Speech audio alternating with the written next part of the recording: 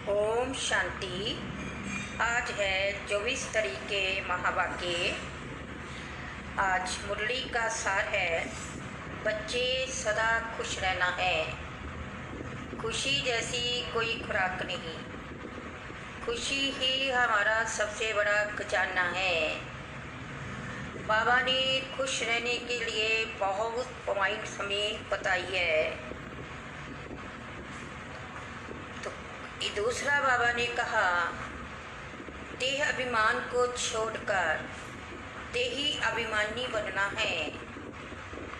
इस सृष्टि पर हम अपना पार्ट प्ले करने के लिए आए हैं। हमारे अब 84 जन्म पूरे हुए, अभी हम अपने घर चलना है। फिर बाबा ने कहा, अपने आसुरी स्वभाव को ख़त्म करना है, विकर्मा जीत बनना है।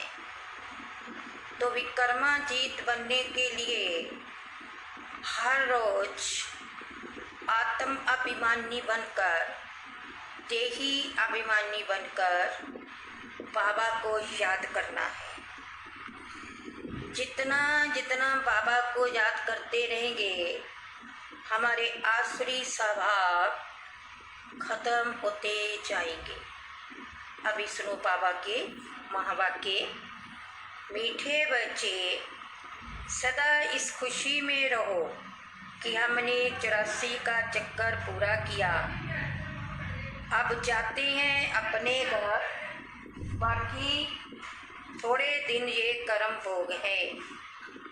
प्रश्न, विकर्मा जीत बनने वाले बच्चों को विकर्मों से बचने के लिए किस बात पर बहुत ध्यान देना है? उत्तर है, जो सर्व विकर्मों की जड़ देहाभिमान है, उस देहाभिमान में कभी ना आए, ये ध्यान रखना है। इसके लिए बार बार देहाभिमानी बन बाप को याद करना है। अच्छे व बुरे का फल जरूर मिलता है। अंत में विवेक खाता है, लेकिन इस जन्म के पापों के बोझ को हल्का करने के लिए बाप को सच सच सुनाना है। ओम शांति। बड़े से बड़ी मंजिल है याद की। बहुतों को सिर्फ सुनने का शौक रहता है। ज्ञान को समझना तो बहुत सहज है। 84 के चक्कर को समझना है, सदर्शन चक्करधारी बनना है, जास्ती कुछ नहीं। तुम बच्चे समझते हो, हम सब सदर्शन चक्करधारी हैं। सदर्शन चक्कर से कोई का गला नहीं काटते हैं, जैसे कृष्ण के लिए दिखाया है। अब ये लक्ष्मी नारायण विष्णु के 2 रूप हैं, क्या उनको सुदर्शन चक्कर है? फिर कृष्ण को चक्कर क्यों दिखाते हैं? एक मैगजीन निकालते हैं जिसमें कृष्ण के ऐसे बहुत चित्र दिखाते हैं। बाप तो आकर तुम्हें राज योग सिखाते हैं, ना कि चक्कर से असुरों का घात करते हैं। असुर उनको कहा जाता है जिनका आसुरी स्वभाव है। बाकी मनुष्य तो मनुष्य है ना, ऐसे नहीं सुदर्शन चक्कर से बैठ सबको मारते हैं। भक्ति मार्ग में क्या क्या चित्तर बैठ बनाए हैं, रात दिन का फर्क है। तुम बच्चों को इस सृष्टि चक्कर और सारे ड्रामा को जानना है, क्योंकि सब एक्टर्स हैं। वे हद के एक्टर तो ड्रामा को जानते हैं। ये है बेहद का ड्रामा, इसमें डिटेल में नहीं समझ सकेंगे। वह तो 2 घंटे का ड्रामा होता है। डिटेल में पाठ जानते हैं। यह तो 84 जन्मों को जानना होता है। बाप ने समझाया है। मैं ब्रह्मा के रथ में प्रवेश करता हूँ। ब्रह्मा के भी 84 जन्मों की कहानी चाहिए। मनुष्यों की बुद्धि में ये बातें आ ना सके। यह भी नहीं समझते कि 84 लाख जन्म है या 84 जन्म है। बाप कहते हैं तुम्हारी 84 जन्मों की कहानी सुनाता हूँ। 84 लाख जन्म हो तो कितने वर्ष सुनाने में लग जाए तुम तो सेकंड में जान सकते हो। यह 84 जन्मों की कहानी है। हमने 84 का चक्कर कैसे लगाया है। 84 लाख हो तो सेकंड में थोड़ी समझ सकते हैं। 84 जन्म है ही नहीं। तुम बच्चों को भी खुशी होनी चाहिए। हमारा 84 का चक्कर पूरा हुआ। अब हम घर जाते हैं। बाकी थोड़े दिन ये कर्म भोग हैं। विकर्म वसम हो कर्मातीत अवस्था कैसे हो जाए इसके लिए ये युक्ति बताई है। बाकी समझाते हैं इस जन्म में भी जो भी विकर्म किए हुए हैं वह लिख कर दो तो बोझ हल्का हो जाए। जन्म जन्मांतर के विकर्म तो कोई लिख ना सके। विकर्म तो होते आएंगे। जब से रावण राज्य शुरू हुआ है तो कर्म विकर्म हो पड़ते हैं। सतयुग में कर्म अकर्म होते हैं। भगवानोवाच तुमको कर्म अकर्म विकर्म की गति को समझाता हूँ। विकर्माजीत का संबंध लक्ष्मी नारायण से शुरू होता है। सीढ़ी में बड़ा क्लियर है। शास्त्रों में कोई ये बातें नहीं है। सूर्यवंशी चंद्रवंशी का राज भी तुम बच्चों ने समझा है कि हम ही थे। विराट रूप का चित्र भी बहुत बनाते हैं परंतु अर्थ कुछ भी नहीं जानते। बाप बिगड़ कोई समझा नहीं सकते। इस ब्रह्मा के ऊपर भी कोई है ना जिसने सिखाया होगा। अगर गुरु ने सिखाया होता तो उस गुरु का सिर्फ एक शिष्य तो नहीं हो सकता। बाप कहती हैं बच्चे तुम्हें पतित से पावन पावन से पतित बनना ही है। यह भी ड्रामा में नूंद है। अनेक बार ये चक्कर पास किया है। पास करते ही रहेंगे। तुम हो ऑल राउंड पाठधारी। आदि से अंत तक पाठ और कोई का है नहीं। तुमको ही बाप समझाते हैं। फिर तुम ये भी समझते हो कि दूसरे धर्म वाले फलाने समय पर आते हैं। तुम्हारा तो ऑल राउंड का पाठ है। क्रिश्चियन के लिए तो नहीं कहेंगे कि सतयुग में थे। वह तो द्वापर के बीच में आती हैं। ये नॉलेज तुम बच्चों की ही बुद्धि में है। किसको समझा भी सकते हो। दूसरा कोई सृष्टि के आदि मध्य अंत को नहीं जानते। रचयिता को नहीं जानते तो रचना को कैसे जाने। बाबा ने समझाया है जो राइट्स बातें हैं वह छुपाकर एरोप्लेन से सब जगह गिरानी। वे पॉइंट्स अथवा टॉपिक्स बैठनी चाहिए। बच्चे कहते हैं काम नहीं है बाबा कहते हैं ये सर्विस तो बहुत है, यहाँ एकांत में बैठ ये काम करो। जो भी घड़ी घड़ी जो भी बड़ी बड़ी संस्थाएं हैं, गीता पाठशालाएं आदि हैं, उन सबको जगाना है, सबको संदेश देना है। ये पुरुषोत्तम संगम युग है। जो समझदार होंगे वे चट समझेंगे।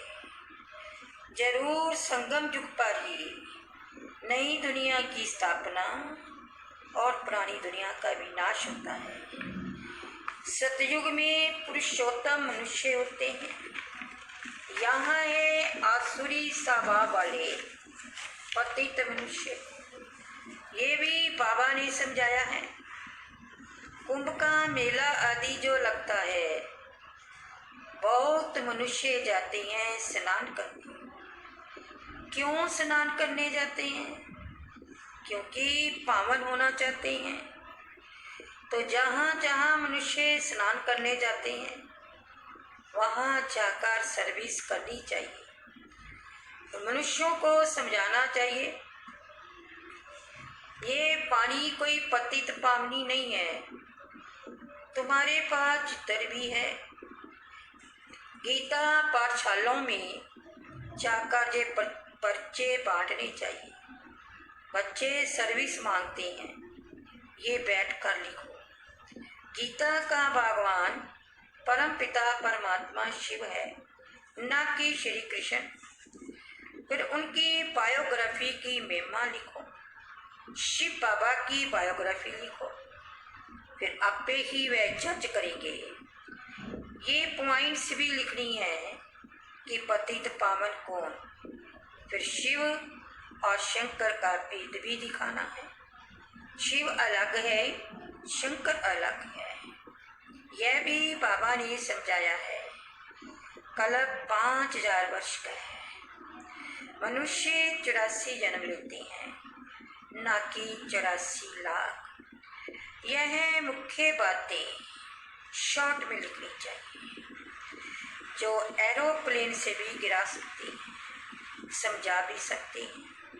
ये जैसे गोला है, इसमें क्लियर है फलाने फलाने धर्म फलाने फलाने समय पर स्थापन होते हैं। तो ये गोला भी होना चाहिए।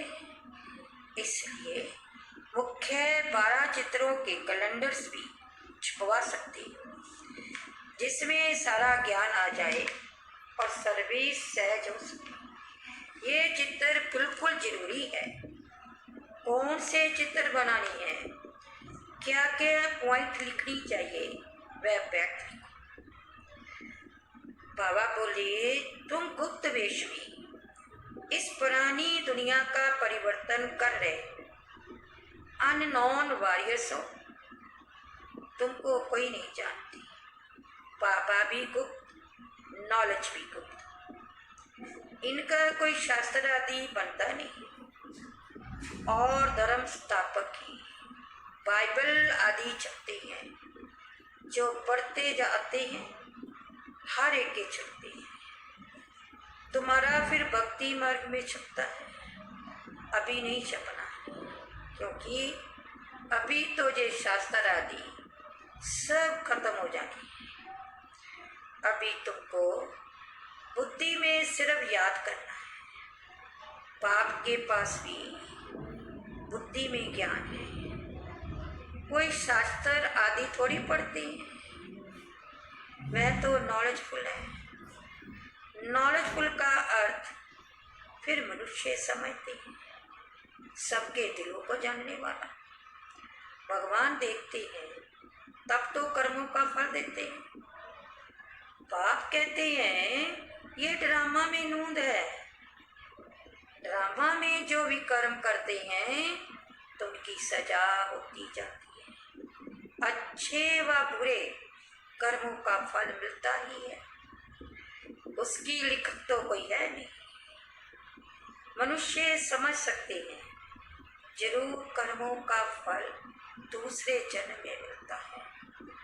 अंत घड़ी विवेक फिर बहुत खाता है। हमने यह पाप किए, सब याद आता। जैसा कर्म वैसा जन्म मिलेगा। अभी तुम विकर्माजीत बनते तो कोई भी ऐसा विकर्म नहीं करना चाहिए। बड़े ते बड़ा विकर्म है देह अभिमानी बनना। बाबा बार बार कहते हैं बच्चे देही अभिमानी बन, पाप को याद करो। पवित्र तो रहना ही है। सबसे बड़ा पाप है काम कटारी चलाना। ये आदि मध्य अंत दुख देने वाला। इसलिए सन्यासी भी कहते ये काग विष्टा समान सुख है। वहाँ दुख का नाम नहीं होता, यहाँ दुख ही दुख। इसलिए सन्यासियों को वैराग आता है, परंतु वह जंगल में चले जाते हैं। उनका हद का वैराग, तुम्हारा है बेहद का वैराग। ये दुनिया ही चीची है। सब कहते हैं बाबा आकर के हमारे दुख हर कर सुख दो। पाप ही दुख हरता सुख करता है। तुम बच्चे ही समझते हो कि नई दुनिया में इन देवताओं का राज्य था। वहाँ किसी भी प्रकार का दुख नहीं था। जब कोई शरीर छोड़ता है तो मनुष्य कहते हैं स्वर्गवासी हुआ, परंतु ये थोड़ी समझते कि हम नरक में हैं। अब जब मरे तब स्वर्ग में जाएं, परंतु वह भी स्वर्ग में गया, वह यहाँ नरक में आया। कुछ भी समझते। तुम बच्चे तीन बाप का राज सबको समझा सकते। दो बाप तो सब समझते, एक लौकिक और परलौकिक। और ये अलौकिक प्रजापिता ब्रह्मा है। यहाँ संगम युग पर ब्राह्मण भी चाहिए ना। वह ब्राह्मण कोई ब्रह्मा के मुख वंशावली थोड़े जानते हैं। ब्रह्मा था, इसलिए ब्राह्मण देवी देवताएं नमः कहते हैं। ये नहीं जानते कि किसको कहते हैं, कौन से ब्रह्म। तुम हो पुरुषोत्तम संगम युगी ब्रह्म, वह है कलियुग। ये है पुरुषोत्तम संगम युग। जब तुम मनुष्य से देवता बनते हो, देवी देवता धर्म की स्थापना हो रही है, तो बच्चों को सब पॉइंट्स धारण करनी है और फिर सर्विस करनी है। पूजा करने व श्राद्ध कराने पर ब्राह्मण लोग आते हैं, उनसे भी तुम चिट चैट कर सकते, तुमको सच्चा ब्राह्मण बना सकते। अभी भातों का मांस आता है, सभी पितरों को खिलाते हैं। वह भी युक्ति से करना चाहिए, नहीं तो कहेंगे कि ब्रह्मा कुमारियों के पास जाकर सब कुछ छोड़ दिया। ऐसा कुछ नहीं करना जिसमें नाराज हो। युक्ति से तुम ज्ञान दे सकते हो। जरूर ब्राह्मण लोग आएंगे तब तो ज्ञान देंगे ना। इस मास में तुम ब्राह्मणों की बहुत सर्विस कर सकते हो। तुम ब्राह्मण तो प्रजापिता ब्रह्मा की औलाद हो। बताओ ब्राह्मण धर्म किसने स्थापन किया? तुम उनका भी कल्याण कर सकते हो घर बैठे। जैसे अमरनाथ की यात्रा पर जाते हैं तो वह सिर्फ लिखत इतना नहीं समझेंगे, वहाँ बैठ समझाना चाहिए। हम तुमको सच्ची अमर कथा सुनाए। अमर कथा तो एक को ही कहा जाता है, अमरनाथ अर्थात जो अमरपुरी स्थापन करे। ये है सत्य। ऐसे सर्विस करनी पड़े। वहाँ पैदल जाना पड़ता है। जो अच्छे अच्छे बड़े बड़े आदमी हो उनको जाकर समझाना चाहिए। सन्यासियों को तुम ज्ञान दे सकते। तुम सारी सृष्टि के कल्याणकारी श्रीमत पर हम विश्व का कल्याण कर रहे हैं। बुद्धि में जे नशा रहना चाहिए। अच्छा, मीठे मीठे सिक्के लते बच्चों प्रति माता पिता बाप दादा का याद प्यार और गुड मॉर्निंग। रूहानी बाप की रूहानी बच्चों को नमस्ते। रूहानी बच्चों की बाप दादाजी को गुड मॉर्निंग और प्यार भरी नमस्ते जी। धारणा के लिए मुख्य सार है। फर्स्ट है, जब एकांत व फुर्सत मिलती है तो ज्ञान की अच्छी अच्छी पॉइंट्स पर विचार सागर मंथन कर लिखना है। सबको संदेश पहुंचाने व सबका कल्याण करने की युक्ति रचनी है। दोबारा से सुनो। जब एकांत व फुर्सत मिलती है तो ज्ञान की अच्छी अच्छी पॉइंट्स पर विचार सागर मंथन का लिखना है। सबको संदेश पहुंचाने व सबका कल्याण करने की युक्ति रचनी है। दूसरा है, विकर्मों से बचने के लिए देही अभिमानी बाप को याद करना है। अभी कोई भी विकर्म नहीं करना है। इस जन्म के किए हुए विकर्म बाप दादा को सच सच सुना।